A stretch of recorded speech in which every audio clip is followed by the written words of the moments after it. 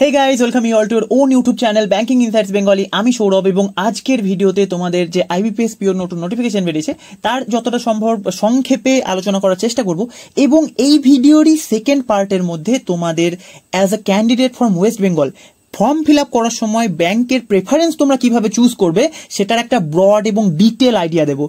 ব্যাংকের গ্রোথ ও পোটেনশিয়াল, তারপর তাদের প্রফিট, তারপর হচ্ছে তাদের মার্জারের মধ্যে অ্যাকচুয়ালি কোন ব্যাংকের সাথে অ্যাকচুয়ালি মার্জড হয়েছিল, তাদের এনএনপিএ কি চলছে, জিএনপিএ কি চলছে, নেট প্রফিট কি চলছে, প্রতিটা জিনিসের উপর একটা ডিটেল কম্প্যারিজন করে তারপর বলবো as a candidate from West Bengal তোমাদের কোন প্রেফারেন্স অ্যাকচুয়ালি ফিল করা উচিত। তো তার জন্য ভিডিওটা প্রথম থেকে শেষ পর্যন্ত ভালো করে দেখো এবং যারা অলরেডি নোটিফিকেশন সম্পর্কে মোটামুটি একটা আইডিয়া তোমাদের আছে তারা ডাইরেক্ট, কিন্তু আমি চ্যাপ্টার ওয়াইজ ভিডিওটাকে ভাগ করে রেখেছি, ডাইরেক্ট তোমরা প্রেফারেন্সের পোর্শনে গিয়ে প্রেফারেন্স ওরিয়েন্টেড ওই জায়গাটা কিন্তু দেখে নাও, কিন্তু প্রত্যেকে অ্যাটলিস্ট ভিডিওটা ভালো করে দেখে নাও, ওকে, যাতে যে অর্গানাইজেশনটার সাথে তোমাদেরকে 35 থেকে 40 বছর কাজ করতে হতে পারে সেখানে যেন কোনো ভুল ডিসিশন না নিয়ে ফেলো।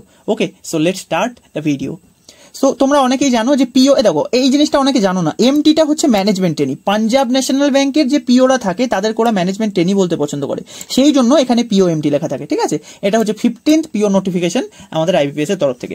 এবং তোমরা দেখো আমাদের যে ডেটটা দেখে নাও, ডেটটা হচ্ছে 1st of July থেকে শুরু করে 21st of July পর্যন্ত কিন্তু এই তোমার ফর্ম ফিল আপ চলবে, যদি না আইবিপিএস নতুন কোনো নাটক করে, যেটা প্রতি বছর এখন দেখছি করছে কি না, 21 তারিখ পর্যন্ত লাস্ট ডেট থাকবে, তারপরে সেটাকে যদি কম রেজিস্ট্রেশন হয় তাহলে সেটাকে দেখবো ইনক্রিজ করে দেবে, আরো 10 দিন 15 দিন ইনক্রিজ দেখবো করে দেবে। তো সেটা এবছর চাইলে করতে পারে, কিন্তু আমরা অতদিন ওয়েট করবো না, আবার খুব তাড়াতাড়িও ফর্ম ফিল আপ করবো না, অ্যাটলিস্ট 5 থেকে 6 দিন আমরা ওয়েট করবো, প্রতিটা জিনিস জেনে নেবো, তারপর ফর্ম ফিল আপ করবো। এই নোটিফিকেশনটা দেখলেই তোমার মোটামুটি কিন্তু সমস্ত কিছু আইডিয়া লেগে যাবে। নোটিফিকেশনটা অলরেডি আমি কাল রাতেই তোমাদের টেলিগ্রাম গ্রুপের মধ্যে শেয়ার করে দিয়েছিলাম, যারা দেখোনি তারা কিন্তু গিয়ে ওখান থেকে চেক করতে পারো। তো দেখো যে প্রিলিমস হবে সেটা কিন্তু আগস্টে হবে, আমরা জানি কোন ডেটে হবে, অলরেডি আইপিএস ক্যালেন্ডারের মধ্যে সেটা বলে দেওয়া আছে কোন ডেটে হবে না, 17, 23 আর 24 অফ আগস্টের মধ্যে কিন্তু এর প্রিলিমস হবে, রাইট। মেন্স হবে অক্টোবরের মধ্যে, 12 অফ অক্টোবর কিন্তু এর মেন্স হবে। এবং তারপর যে পার্সোনালিটি টেস্ট, এটা এবছর একটা নতুন অ্যাডিশন এখানে ঘটেছে, এটা কি তোমাদের আমি বলছি। তারপর হচ্ছে কন্ডাক্ট অফ ইন্টারভিউ হচ্ছে ডিসেম্বর জানুয়ারির মধ্যে ইন্টারভিউ হচ্ছে, এবং যে প্রফেশনাল অ্যালটমেন্ট সেটা কিন্তু জানুয়ারি ফেব্রুয়ারির মধ্যে লেগে যাচ্ছে। এবার দেখো আমি ক্যালেন্ডার ভিডিওতে বলেছিলাম যে আইবিপিএস পিওর যে নোটিফিকেশন এটা কিন্তু আর 1st এপ্রিল পর্যন্ত রেজাল্ট এবছর টানবে না, এবছর হয়তো ওরা একটু আগেই রেজাল্ট দিয়ে দেবে, এবং আমরা সেই মতোই হতে দেখছি যে হয়তো এন্ড অফ জানুয়ারি বা ফেব্রুয়ারির ফার্স্ট উইকের মধ্যেই কিন্তু এবছর যে রেজাল্ট সেটা তোমরা দেখতে পেয়ে যেতে পারো। এরপর আমরা দেখিয়ে দেখো এখানে যে লিঙ্কটা দিয়েছে এখান থেকে তোমরা ডাইরেক্টলি কিন্তু অ্যাপ্লাই করতে পারো। এবছর ওয়েবসাইটের যে ইন্টারফেসটা সেটাও দেখছি অনেকটা চেঞ্জ করে দিয়েছে, যদিও আমার ওল্ড ইন্টারফেসটা একটু বেশি ভালো লাগতো। ওকে, তারপর হচ্ছে যে এগুলো হচ্ছে আমাদের 11টা পার্টিসিপেটিং ব্যাংক, এদের সম্পর্কে ডিটেল আমি কিন্তু তোমাকে এই ভিডিওরই একটু পরে বলছি, তো যারা অলরেডি নোটিফিকেশন জানো তারা ওই জায়গাটাতে স্কিপ করে যেতে পারো। তারপর দেখো এটা হচ্ছে 48,480, এটা হচ্ছে তোমাদের বেসিক পে, এবং জানো যে এসবিআই এটা 56,000 থেকে স্টার্ট করে, কিন্তু আইবিপিএস এটা সেটা অপেক্ষাকৃত কম, কিন্তু এটাও একটা প্রচন্ড হ্যান্ডসাম স্যালারি। এবং তোমরা এটাও জানো যে 1 বছরের মধ্যে তোমরা চাইলে 3টে ইনক্রিমেন্ট লাগিয়ে নিতে পারো। কি বলো তো, এই বছরের একটা ইনক্রিমেন্ট, জিআইবি এন্ড সিআইবির 2টো ইনক্রিমেন্ট, তো সেটা তোমরা চাইলে 1 বছরের ইনক্রিমেন্ট লাগাতে পারো, এবং 1 থেকে 1.5 বছরের মধ্যে যে স্যালারিটা তোমার 85,000 এর কাছাকাছি হওয়া উচিত সেটা কিন্তু 1 বছর 2 বছরের মধ্যে কিন্তু প্রায় 1 লাখ টাকা টাচ করে যায়। এটা একটা ব্যাংকের ভালো দিক যে তুমি স্টার্টিংয়েই কিন্তু কিছুটা স্যালারি অ্যাড করতে পারবে। এখানে দেখো প্রথমে তোমরা 2000 টাকা 7টা ইনক্রিমেন্ট পাচ্ছ, তারপর হচ্ছে 2340 টাকা 2টো ইনক্রিমেন্ট পাচ্ছ, তারপর 2680 টাকা 7টা ইনক্রিমেন্ট পাচ্ছ। সো তোমরা যখন রিটায়ার করবে তখন মোস্ট প্রবাবলি তোমাদের বেসিক পে 85,920 টাকার কাছাকাছি হবে, এরপরে তোমাদের আর কিন্তু ইনক্রিমেন্ট লাগবে না। 85,920 টাকা এটা হচ্ছে তোমাদের এন্ড বেসিক পে, ওকে। এবং প্রথম 3টে তোমার ইনক্রিমেন্ট তো তুমি 1.5 বছরের মধ্যেই লাগিয়ে নেবে, তো সেটা একটা হ্যান্ডসাম স্যালারি পাবে। এবছর যারা জয়েন করেছে তারাও 85,000 এর কাছাকাছি পাচ্ছে, 1 থেকে 1.5 বছরের মধ্যে তারাও কিন্তু 1 লাখের কাছাকাছি পাবে, ওকে। এবার দেখো মিনিমাম এজ ক্রাইটেরিয়া যেটা তোমার 20 বছর থেকে 30 বছর, এটা জেনারেল, একটা পিওর ক্ষেত্রে জেনারেল এজ যা থাকে সেটাই আছে। সো তোমার এজ যেন 2nd জুলাই 1995, 2nd জুলাই 1995 এর আগের না হয়, এবং 1st জুলাই 2005 এর পরের না হয়, এবং এর মিডিলের যে কোনো ডেট তোমার কিন্তু হবে, কোনো অসুবিধা নেই। এবং এই দুটো ডেটের মধ্যেও যদি তোমার ডেট অফ বার্থ থাকে তাহলে হবে, কারণ বোথ ডেটস আর ইনক্লুসিভ। এজ রিল্যাক্সেশন দেখো তোমার ক্যাটাগরি অনুযায়ী যা আছে সেটা দেখে নিও। তারপর হচ্ছে আমাদের এরপর যেটা ইম্পর্টেন্ট জিনিস এখানে আছে সেটা হচ্ছে স্ক্রল ওকে, সো এডুকেশনাল কোয়ালিফিকেশন যেটা স্ট্যান্ডার্ড কোয়ালিফিকেশন থাকে সেটাই, যে একটা graduation from any discipline from recognized university, ঠিক আছে, গভর্নমেন্ট অফ ইন্ডিয়া। তো তোমার জাস্ট একটা এডুকেশনাল, তোমার একটা ব্যাচেলার ডিগ্রি অর্থাৎ গ্রাজুয়েশন থাকলেই হবে, কোনো পার্সেন্টেজের রিকোয়ারমেন্ট কোনো বছরই থাকে না, এবছরও নেই। এইটা হচ্ছে ইম্পর্টেন্ট যে তোমার 21 জুলাই 2025 এই ডেট বা এই ডেটের আগের ডেটের কিন্তু তোমার কাছে ডিগ্রি থাকতে হবে, না হলে কিন্তু হবে না। অন অর বিফোর দেখো স্ট্রিক্টলি বলা আছে, ঠিক আছে, যে এই ডেটের আগের বা এই পার্টিকুলার ডেটের তোমার কিন্তু সার্টিফিকেট থাকতে হবে। এবার সেটাই তোমার ইন্টারভিউর সময়ও লাগবে, সেটা তোমার ডিভির সময় তো লাগবেই, রাইট। তারপর হচ্ছে এই জিনিসটা দেখে নাও, পার্সেন্টেজ ক্যালকুলেশনটা তোমরা অনেকজন এড়িয়ে যাও, ফর্ম ফিল আপের সময় এই ভুলটা করবে না, রাইট। কি বলছে না, তোমার যদি পার্সেন্টেজ 59.99% থাকে, সেটা কিন্তু 60% থেকে কমই ধরে নেওয়া হবে। সো কেউ যদি তোমার ধরো পার্সেন্টেজ এটা আছে, তুমি ভাবলে যে একটা রাউন্ড ফিগার বসিয়ে দিই 60%, এটা করবে না। তোমার যদি পার্সেন্টেজ যাই থাকুক, সেকেন্ড ডেসিমাল পর্যন্ত সেটা নেবে এবং সেটাই পুট করবে, কোনো রাউন্ড ফিগার পুট করবে না। মানে তোমার যদি পার্সেন্টেজ হয় ধরো 62.63%, তুমি সেটাই বসাবে, ঠিক আছে, তোমাকে কিন্তু কোনো রকমের রাউন্ড ফিগার বসাতে হবে না ফর্ম ফিল আপের সময়, ওই জিনিসটা মাথায় রাখবে। হেলদি ক্রেডিট স্কোর, মানে তোমাদের ক্রেডিট হিস্ট্রি যেন হেলদি থাকে, এমন নয় যে 3-4টে তোমার ক্রেডিট কার্ড আছে, সেখানে তুমি উল্টোপাল্টা খরচ করেছো এবং তোমার ক্রেডিট হিস্ট্রি, সিভিল স্কোর এসব ডাউন হয়ে গেছে, এইসব জিনিস যেন না থাকে। এবং তোমার যদি সিভিল স্কোর ডাউন হয়েও থাকে, তাহলে সেটা কিন্তু ব্যাংকের সাথে যোগাযোগ করে তোমরা কিন্তু সিভিল স্কোরটাকে আপগ্রেড করে নেবে, যে ডিউ পেমেন্টগুলো আছে সেগুলো টাইমলি করবে। এবং কি হচ্ছে না, যদি তোমার কোনো লোন থাকে, সেই লোনের কিন্তু সেটা চুকিয়ে দিয়ে তার এনওসি অবশ্যই কাছে রাখবে। এবং তোমার সিভিল যদি তোমার ধরো এক্সাম ক্লিয়ার হয়ে গেল এবং তোমার সিভিল খারাপ আছে, সেরকম যদি কেস হয়ে থাকে, তাহলে যে কারণে তোমার সিভিল খারাপ আছে, যদি সেটা কোনো লোন হয়, তাহলে তোমরা কিন্তু লেন্ডারের কাছে এনওসি নিয়ে নেবে, লোনটা চুকিয়ে নিয়ে, ঠিক আছে। তো তোমার ডিভির সময় এনওসিটা দেখালে তোমাদের কোনো প্রবলেম হবে না। তারপর হচ্ছে যে এটা হচ্ছে তোমার ফিস, জানো যে এসসি এসটি পিডব্লিউডি ক্যান্ডিডেটদের জন্য 175 টাকা, বাকি সবার জন্য কিন্তু 850 টাকা, সেখানে কোনো ছাড়ছুড় কিছু নেই। জেনারেল, ওবিসি, ইডব্লিউএস যারাই আছো না কেন, তোমাদের কিন্তু 850 টাকা ফিস লাগবেই। তারপর হচ্ছে এইটা হচ্ছে এবছরের একটা শকার বলতে পারো, কি না মেন প্যাটার্ন চেঞ্জ হচ্ছে এখানেই হয়েছে। কি হয়েছে না, প্রিলিমস এবং মেন্স দুটো জায়গাতেই কিন্তু আমাদের কিছুটা করে চেঞ্জেস দেখা যাচ্ছে। ইংলিশের ক্ষেত্রে কোনো চেঞ্জ নেই, ইংলিশে আগেও 30টা কোশ্চেন 30 নাম্বার 20 মিনিট, দেখো সেকশনাল টাইমে কোনো চেঞ্জেস নেই, ঠিক আছে, সেকশনাল টাইম 20 মিনিট করে দেওয়া আছে, কোনো প্রবলেম নেই। চেঞ্জেস হয়েছে অ্যাকচুয়ালি কোয়ান্ট আর রিজনিং এর মধ্যে। কোয়ান্টের মধ্যে আমরা দেখতে পাচ্ছি 35 কোশ্চেন 30 মার্কস করে দিয়েছে, এবং রিজনিং এর ক্ষেত্রে তার উল্টো 35 কোশ্চেনকে 40 মার্কস করে দিয়েছে।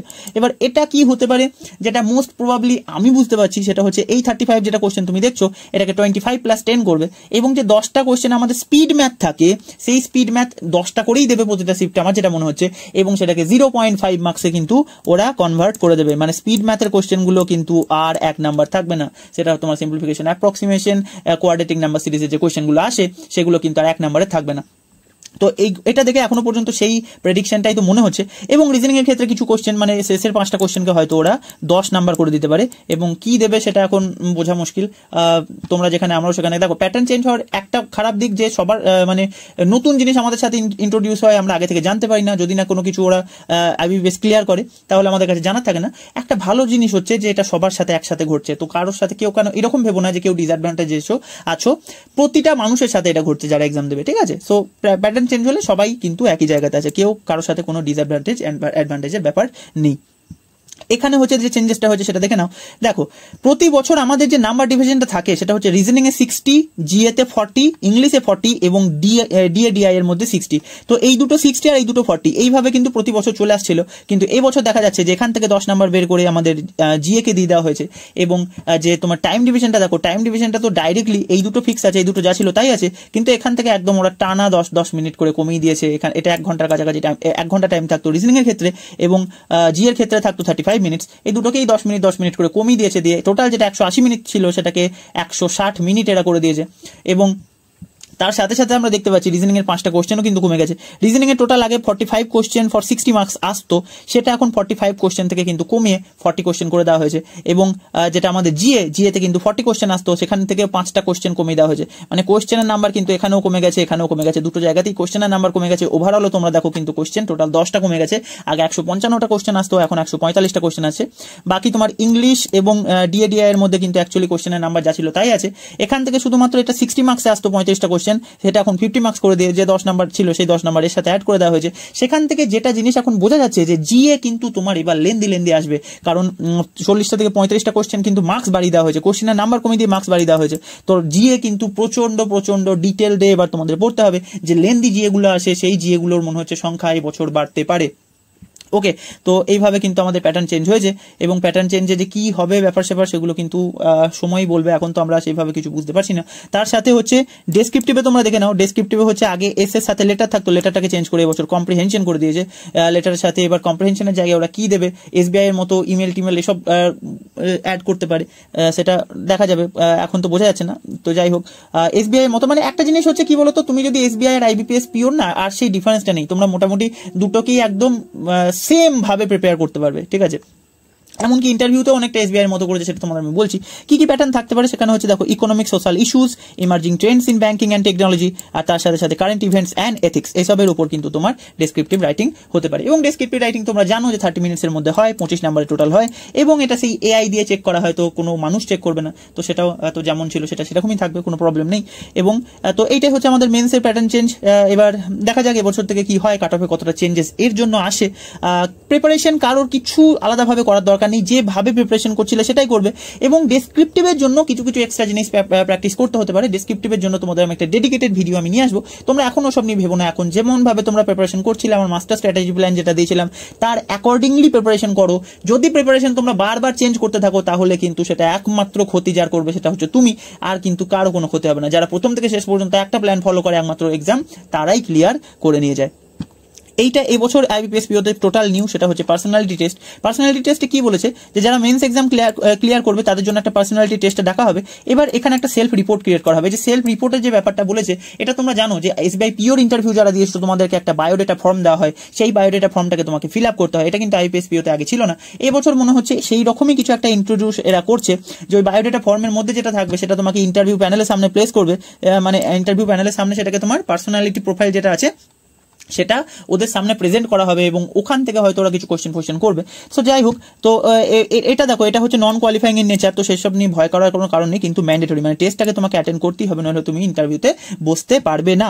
Mandatory for being eligible for appearing for interview process, right. তো সেটা কিন্তু, এটা কিন্তু এই পার্সোনালিটি টেস্টটা কিন্তু ম্যান্ডেটরি, এবং এটা অনেকটা আমার মনে হচ্ছে এসবিআই পিওর মতো হবে।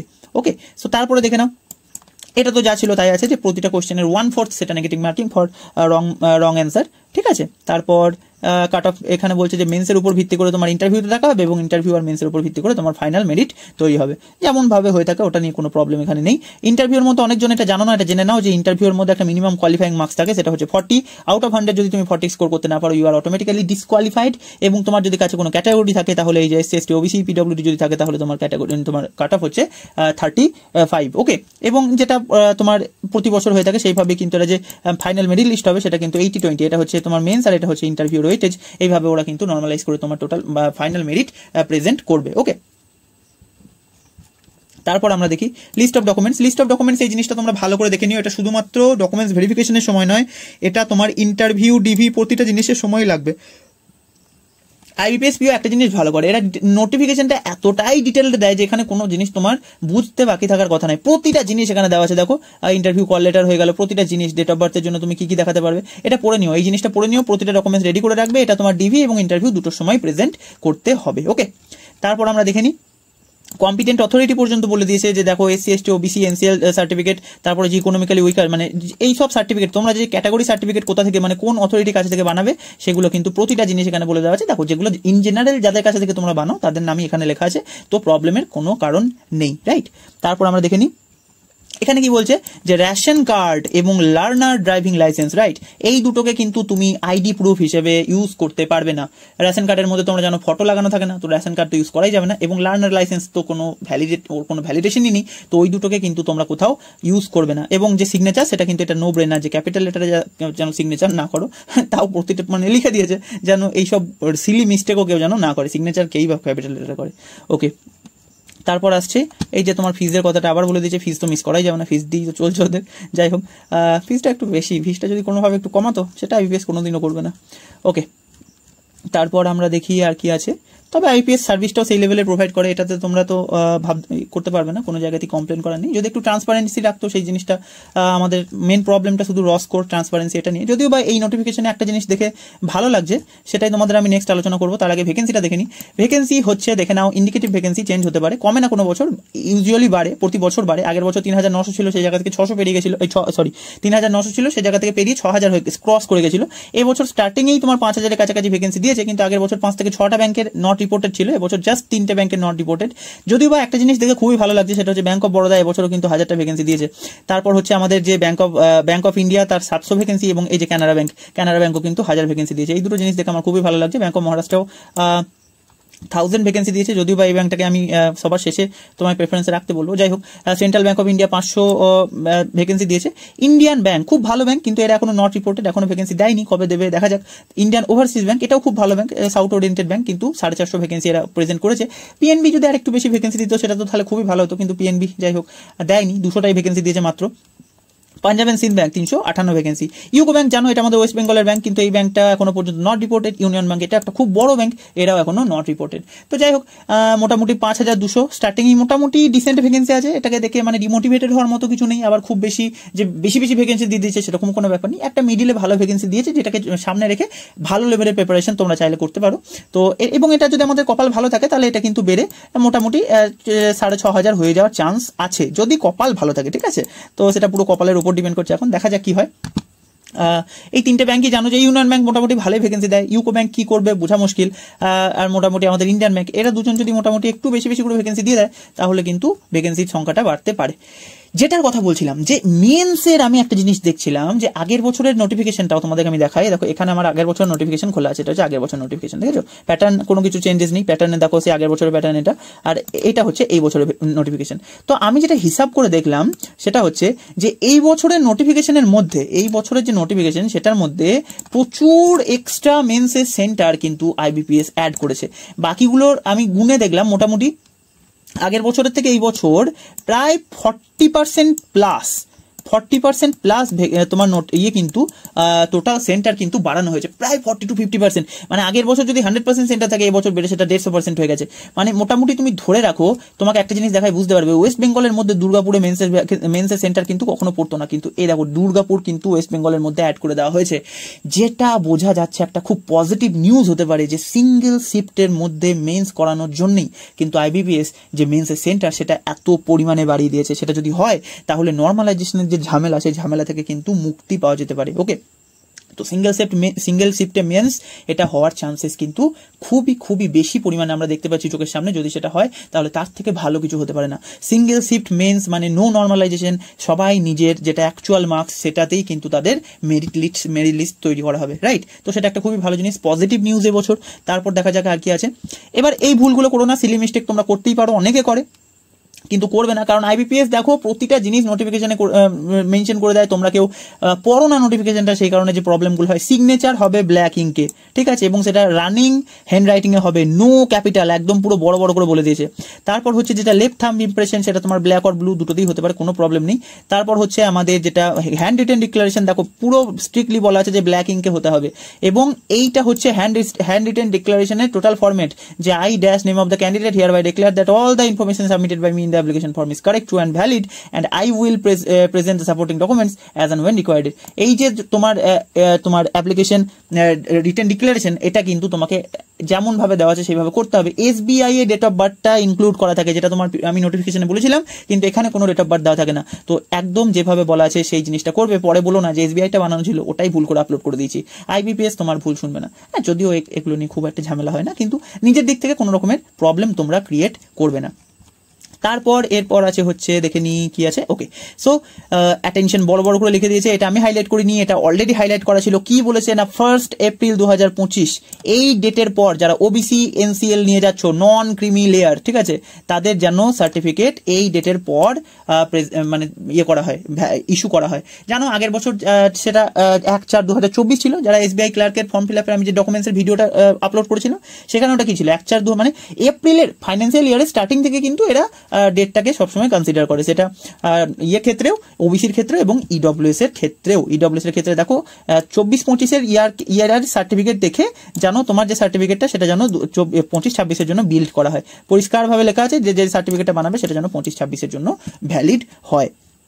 তারপর এরপর আমার মনে হয় না যে আর কিছু ইম্পর্টেন্ট এখানে আছে। সো ওকে, তো এইটাই ছিল তোমাদের আজ ইম্পর্টেন্ট নোটিফিকেশনের মধ্যে, এইগুলো ইম্পর্টেন্ট ছিল। এইবার আমরা যাব সেকেন্ড সেকশনের মধ্যে, যেটা হচ্ছে bank preference as a candidate from West Bengal. তোমরা ব্যাংকের প্রেফারেন্স কি দেবে একদম ডিটেলে ভাবে আমি তোমাদের বলে দিয়েছি, সেই জিনিসটা অবশ্যই তোমরা দেখবে, আমার ওপিনিয়নটা শুনবে, তারপর নিজের ওপিনিয়ন অনুযায়ী ফর্মটা ফিল আপ করবে। ওকে, সো যাই আমরা নেক্সট সেকশনের মধ্যে। ওকে, তো এবার আমরা আলোচনা করব আইবিপিএস পিওর যে ব্যাংক প্রেফারেন্স লিস্ট সেটা তোমরা কিভাবে ফিল করবে as a candidate from West Bengal, right? ব্যাংকের যে তোমাদের প্রেফারেন্সটা সেটা দুটো ক্ষেত্রে তোমরা মানে দুটো ফ্যাক্টরের উপর বেস করে কিন্তু ভরতে পারো।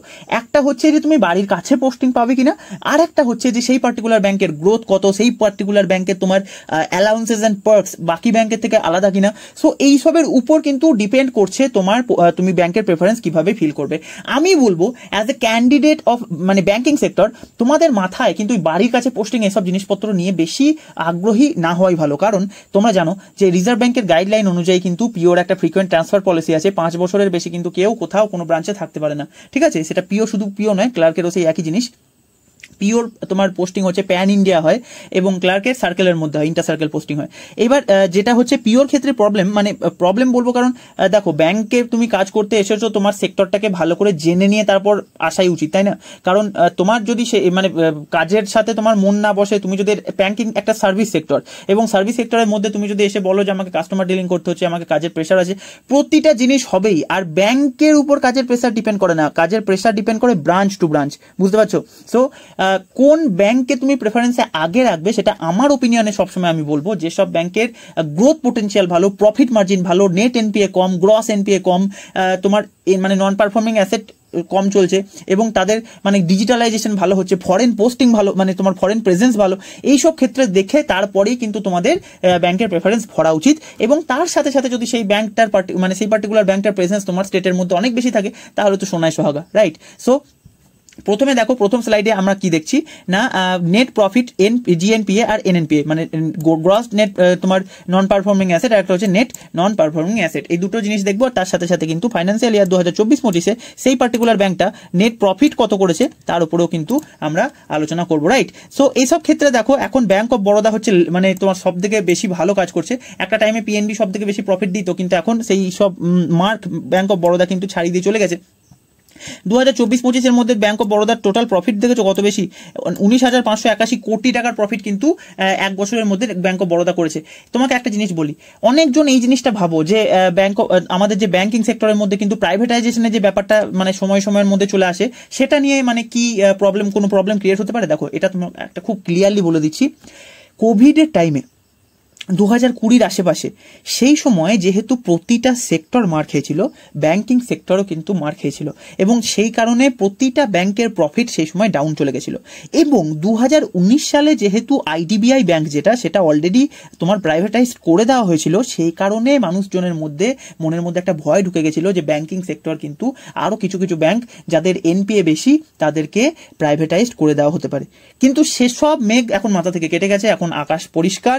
তোমাদেরকে এখন আর এসব নিয়ে ভাবতে হবে না, ব্যাংকের প্রফিটের মার্জিনটা দেখে নাও, প্রফিটের পরিমাণটা দেখে নাও।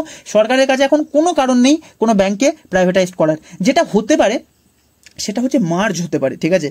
প্রাইভেট হবে না, মার্জ হতে পারে, বুঝতে পারছো? মার্জ আবার কোন ব্যাংকটা মার্জ হতে পারে সেটা সম্পর্কে তোমাদের আমি বলে দিচ্ছি, কিন্তু সেসবও চিন্তাভাবনা এখন তোমরা একদমই মাথায় রাখবে না। ব্যাংকিং সেক্টরের মধ্যে এখন কোনো রকমের মার্জার বা কোনো রকমের প্রাইভেটাইজেশন এইসব জিনিসপত্র এখন নেই, কারণ প্রতিটা ব্যাংক এক্সট্রা অর্ডিনারি স্পেস তোমার ভাবে পারফর্ম প্রতি বছর করছে। ব্যাংক অফ বরোদার এটা হচ্ছে প্রফিট, তোমরা দেখে নাও। তারপর ক্যানারা ব্যাংক দারুণ কাজ করছে, ক্যানারা ব্যাংক, ঠিক আছে? ক্যানারা ব্যাংকের প্রফিট তোমরা দেখে নাও 17,000-এর উপর। পিএনবির প্রফিট তোমার এখন আরেকটু বেড়ে গেছে, ঠিক আছে, এই টাইম আস্তে আস্তে অনেকটাই বেড়ে গেছে, কানাড়া ব্যাংকে পাস করে গেছে। তো সেটা হচ্ছে 16,630 crore, এটা হচ্ছে এক বছরের প্রফিট মার্জিন। তারপর হচ্ছে ইউনিয়ন ব্যাংকে দেখে নাও, তো এটা হচ্ছে এদের 13,000। তারপর হচ্ছে ইন্ডিয়ান ব্যাংকের হচ্ছে 10,000, প্রায় 11,000 এর কাছাকাছি। তারপর হচ্ছে ব্যাংক অফ ইন্ডিয়া, ছোট ব্যাংক কিন্তু দেখো মোটামুটি স্টেবল ব্যাংক, ভালোই প্রফিট মোটামুটি দেয়। ঠিক আছে, 9,000 কোটির কাছাকাছি এদের প্রফিট। ব্যাংক অফ মহারাষ্ট্র, এটা হচ্ছে 5,500 কোটি এদের প্রফিট। ইন্ডিয়ান ওভারসিজ ব্যাংকের প্রফিট হচ্ছে কত না 3,300 কোটি। এবং আমাদের যেটা সেন্ট্রাল ব্যাংক অফ ইন্ডিয়া সেটা হচ্ছে 3,900 কোটি। ইউকো ব্যাংকের হচ্ছে 2,445 কোটি। ইউকো ব্যাংকের প্রেজেন্স অল ইন্ডিয়া একটু কম, ইস্টার্নে এদের প্রেজেন্স বেশি, সেই তুলনায় প্রফিটও কিন্তু এদের যথেষ্ট ভালো। এখানে শুধুমাত্র আমি অ্যাড করিনি হচ্ছে পাঞ্জাব অ্যান্ড সিন্ধ ব্যাংক, ওদের যে নিউ প্রফিট যে তোমার টোটাল পরিমাণ সেটা এখনো পর্যন্ত রিলিজ করেনি, আমি পেলাম না কোথাও। তো ওটা হচ্ছে ওদের দেখো ওদের 400-500 কোটির কাছাকাছি থাকে। ঠিক আছে, ওরা খুবই ছোট একটা ব্যাংক, অল ইন্ডিয়া প্রেজেন্স কম, পাঞ্জাব রাজস্থান বেস্ট, হরিয়ানা বেস্ট একটা ছোট bank Punjab and Sindh bank. তো সেটা আমি এখানে অ্যাড করিনি। এবং তোমার জিএনপিএ দেখে নাও, মানে এক্সট্রা অর্ডিনারি কাকে বলে, নেট তোমার এনএনপি এর পরিমাণটা দেখো, জাস্ট ব্যাংক অফ বরোদার 0.8%। ঠিক আছে, ইটস মাইন্ড ব্লোয়িং। এই সব দেখলেই তোমরা বুঝতে পারবে যে কোন ব্যাংক কতটা এফিসিয়েন্টলি কাজ করে। জিএনপিএ দেখো 3.2% এর কাছাকাছি। তারপর কানাড়া ব্যাংকে দেখে নাও, কানাড়া ব্যাংকের এটা। তারপর হচ্ছে দেখে নাও পাঞ্জাব ন্যাশনাল ব্যাংকেরও মোটামুটি জিএনপি এটা একটু বেশি, কারণ এদের জানো পাঞ্জাব ন্যাশনাল ব্যাংক মানে পিওর সরকারি ব্যাংক বলতে যদি কোনো ব্যাংক থাকে সেটা হচ্ছে পাঞ্জাব ন্যাশনাল ব্যাংক। যত স্কিম প্রমোট করা থেকে শুরু করে প্রতিটা জিনিস সব থেকে বেশি এই ব্যাংকটার উপরই রেসপন্সিবিলিটির মধ্যে থাকে। এবং পাঞ্জাব ন্যাশনাল ব্যাংকের একটা জিনিস ভালো, সেটা হচ্ছে তোমাকে বলছি পরের স্লাইডের মধ্যে। তারপর এগুলো হচ্ছে এনএনপিএ জিএনপিএ, দেখো কারোর কিন্তু ওই মোটামুটি 5-6% থেকে বেশি কোথাও নেই। সো এটা কিন্তু একটা ভালো ফিগার। এবং এটা যদি তোমরা দেখো 1.5%, মানে অলমোস্ট 1.5%-এর বেশি কিন্তু কারোর এনএনপিএ কিন্তু বেশি নেই। তো এগুলো হচ্ছে মোটামুটি ভালো ফিগার। এগুলোর জন্য কিন্তু এখন প্রতিটা ব্যাংকিং সেক্টর যে মাইন্ড ব্লোয়িং পারফরমেন্স করছে সেটা দেখলে কিন্তু আমরা বুঝতে পারি। ঠিক আছে, স্টেট ব্যাংকের সাথে তোমাকে যদি একটা পার্থক্যের কথা বলি, স্টেট ব্যাংক এক একটা কোয়ার্টারের মধ্যে এরকম প্রফিট কিন্তু জেনারেট করে, যেটা এরা ইয়ারলি বেসিসে করে। যাই হোক, স্টেট ব্যাংকের কিন্তু তোমার টোটাল ফিগারটাও সেরকম, স্টেট ব্যাংকের সাইজটাও সেরকম। তো স্টেট ব্যাংক করবে, কিন্তু স্টেট ব্যাংকের পরেই যদি কোনো ব্যাংক থেকে থাকে তাহলে সেটা হচ্ছে ব্যাংক অফ বরোদা। ঠিক আছে, তার কারণ আছে, মানে bank of Baroda mind blowing bank, বুঝতে পারছো? ওকে, তারপর তোমরা দেখে নাও যে 2020-19-এর মধ্যে কোন কোন ব্যাংকের মার্জার অ্যাকচুয়ালি হয়েছিল। পাঞ্জাব ন্যাশনাল ব্যাংকের মধ্যে দুটো ব্যাংকের মার্জার হয়েছে, একটা হচ্ছে ওরিয়েন্টাল ব্যাংক অফ কমার্স, এবং এই যে ব্যাংকটা ইউনাইটেড ব্যাংক অফ ইন্ডিয়া, এটা কিন্তু ওয়েস্ট বেঙ্গল ওরিয়েন্টের একটা ব্যাংক ছিল, বুঝতে পারছো? ইউনাইটেড ব্যাংক অফ ইন্ডিয়ার যে হেডকোয়ার্টার সেটাও কলকাতায় ছিল। এবং এই ব্যাংকটা পাঞ্জাব ন্যাশনাল ব্যাংকে মার্জ হয়ে যাওয়ার ফলে এখন ওয়েস্ট বেঙ্গলের মধ্যে স্টেট ব্যাংকের পরে যেই ব্যাংকের সব থেকে বেশি সংখ্যায় তোমার ব্রাঞ্চেস আছে সেটা কিন্তু পিএনবি, রাইট? তো বাড়ির কাছে পোস্টিং পাওয়ার কিন্তু খুব ভালো চান্সেস তোমার পিএনবির হাত ধরে আসতে পারে।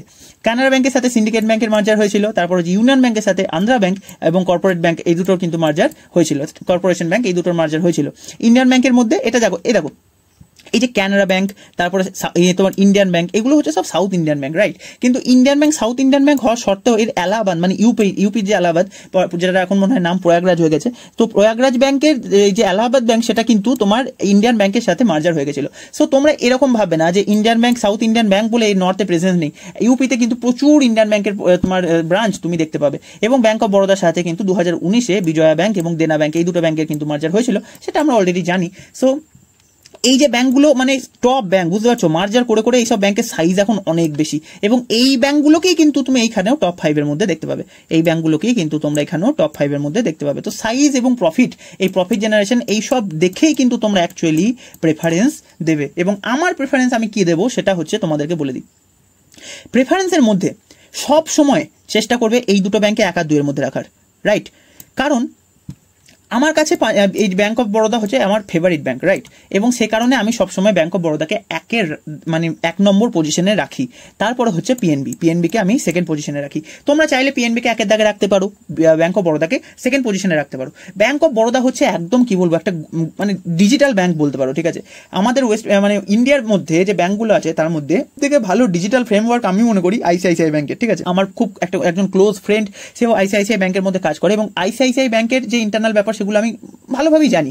ওদের যে ডিজিটাল প্ল্যাটফর্ম খুব সুন্দরভাবে কাজ করে, ঠিক আছে? একদম রিয়েল টাইমে জিনিসপত্র হয়। এবং যে ব্যাংক অফ বরোদা মানে পাবলিক সেক্টর ব্যাংকের মধ্যেও কিন্তু সেই কাজটা খুব ভালোভাবে করা হচ্ছে তোমার ব্যাংক অফ বরোদা। এরা খুব সুন্দর ব্যালেন্স পলিসি আছে এদের মধ্যে, খুব বড় ব্যাংক। এখন প্রফিট মার্জিনে তো সবাইকে বিট করে দিয়েছে, শুধু এসবিআই সেকেন্ডই আসে হচ্ছে bank of Baroda, 1 SBI 2 bank of Baroda. তা গুড ডিজিটাইজেশন, মানে ইনফ্রাস্ট্রাকচার খুব ভালো, ঠিক আছে? সো একদম টাইমের সাথে সাথে নিজেকে রেভলিউশনাইজ কিন্তু ব্যাংক অফ বরোদা করতে থাকে। পিএনবি অন আদার হ্যান্ড এটা হচ্ছে একটু স্টেবল টাইপের ব্যাংক, ঠিক আছে, মানে এরা একটুখানি মানে ওয়েস্ট বেঙ্গলের মধ্যে পোস্টিং পাওয়ার চান্সেস খুবই ভালো, কারণ ওয়েস্ট বেঙ্গলের মধ্যে প্রচুর বেশি ব্রাঞ্চেস আছে এখন। তোমার ইউনাইটেড ব্যাংকের জন্য প্রচুর বড় নেটওয়ার্ক, জানো, বহু পুরনো ব্যাংক, ঠিক আছে, এবং ইন্টারনাল গ্রোথ মোটামুটি ঠিকই আছে। এবং এই যে ব্যাংকটা, এই ব্যাংকটা মানে ডিজিটালাইজেশনের যদি কথা বলো তাহলে ব্যাংক অফ বরোদা থেকে মানে একটু জাস্ট নিচেই এরা স্টে করে, মানে প্রথমে প্রতিটা জিনিস এই ব্যাংক অফ বরোদার মধ্যে হয়, তারপর আস্তে আস্তে প্রতিটা ব্যাংক সেটাকে অ্যাডপ্ট করে। ওকে, তারপরে হচ্ছে কানাড়া ব্যাংক, খুব ভালো ব্যাংক, খুব স্পিডে গ্রো করছে এবং এটাও কিন্তু ওয়েস্ট বেঙ্গলের মধ্যে ব্রাঞ্চেস খুব তাড়াতাড়ি বাড়ছে। তো সেক্ষেত্রে কিন্তু কানাড়া ব্যাংক হচ্ছে তোমরা সবসময় থার্ডে রাখবে। ইউনিয়ন ব্যাংক হচ্ছে অনেক বড় একটা ব্যাংক, সেটাও তোমরা জানো। এটাও হচ্ছে যে মার্জ হয়েছিল, যে তোমাকে বললাম যে ইউনিয়ন ব্যাংকের সাথে মার্জ হয়েছে আমাদের অন্ধ্রা ব্যাংক এবং কর্পোরেশন ব্যাংক, এই দুটো ব্যাংকের মার্জার পরে ইউনিয়ন ব্যাংকও আরো অনেক বড় হয়ে গেছে। তো এখানেও কিন্তু ওয়েস্ট বেঙ্গলের ডিসেন্ট পোস্টিং এর চান্স আছে। সো এই চারটে ব্যাংকে কিন্তু তোমরা সবসময় টপে রাখবে, এবং 5-এর দাগে কিন্তু তোমরা চাইলে ইউকো ব্যাংকে রাখতে পারো যদি তোমরা চাও, কারণ ইউকো ব্যাংকের যত ব্রাঞ্চ হচ্ছে ম্যাক্সিমাম সবই ওয়েস্ট বেঙ্গলের মধ্যে, কারণ এর যে হেডকোয়ার্টার সেটাও কলকাতা এবং এটা একটা West Bengal oriented bank. So তোমরা চাইলে 5-এর দাগে ইউকো ব্যাংকে রাখতে পারো, কিন্তু আমি ইউকো ব্যাংকে যে জায়গায় রেখেছি আমি সেখানেই রাখবো নিজের ফর্ম ফিল আপ করার সময়, আমি কিন্তু ওকে উপরে তুলবো না, ঠিক আছে। সো তারপরে দেখো আমি ইউনিয়ন ব্যাংকের পরে রেখেছি ইন্ডিয়ান ব্যাংক, অনেক বড় একটা ব্যাংক, এবং তারপরে রেখেছি ব্যাংক অফ ইন্ডিয়া, মোটামুটি স্টেবল ব্যাংক, ঠিকঠাক কাজ করছে।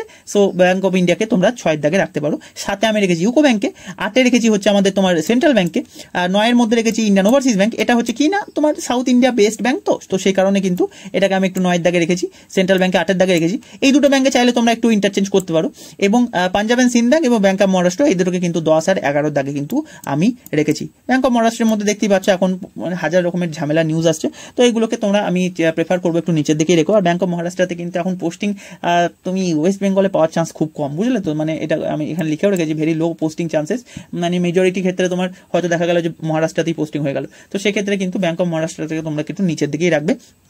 আর পাঞ্জাব আর সিন্ধ ব্যাংকের হচ্ছে পজিশন মানে প্রেজেন্স ওয়েস্ট বেঙ্গলে খুবই কম, ঠিক আছে, কারণ এটা হচ্ছে একটুখানি হরিয়ানা তারপরে রাজস্থান পাঞ্জাব বেসড একটা ব্যাংক। তো এটাকে এই দুটো ব্যাংকে আমি চাইবো তোমরা শেষের দিকে রাখো, আর বাকি উপরে যেমন ভাবে দিয়েছি তোমরা সেইভাবেই কিন্তু প্রেফারেন্সটা ফিল করে দেবে। ওকে, একটু ইন্টারচেঞ্জ করতে পারো, যেমন এখানে টিপসের জায়গাতে আমি লিখেছি যে ওয়েস্ট বেঙ্গলে পোস্টিং যদি তোমরা চাও তো সেক্ষেত্রে কিন্তু ইউকো ব্যাংকে তুমি টপ 5-এর মধ্যে রাখতে পারো। ওকে, ভালো গুড মানে ডিজিটাইজেশন, তারপরে গ্রোথ, তারপরে ভালো স্যালারি পার্কস, এইসব যদি চাও তাহলে চোখ বন্ধ করে এই 3টে ব্যাংকে টপ পজিশনে রাখবে, কাউকে কিচ্ছু করবে না, এরপর ইউনিয়ন ব্যাংকে রাখবে, ঠিক আছে। এবং এই যে bank of Maharashtra, bank of Punjab and Sindh bank, এগুলো যেহেতু মানে একটু স্টেট ওরিয়েন্টেড ব্যাংক এবং ওয়েস্ট বেঙ্গলের চান্স তোমার পোস্টিং হওয়ার চান্সেসও খুবই কম, তো সেক্ষেত্রে কিন্তু তোমরা এইগুলোকে নিচে রাখবে, ঠিক আছে। তো এটাই ছিল আজকের ভিডিও। এই পিডিএফটা তোমরা কমেন্ট সেকশনে বলো, আমি টেলিগ্রাম চ্যানেলের মধ্যে প্লেস করে দেবো, সেটা দেখে তোমরা আরামসে সুন্দর করে ফর্মটা ফিল আপ করতে পারবে।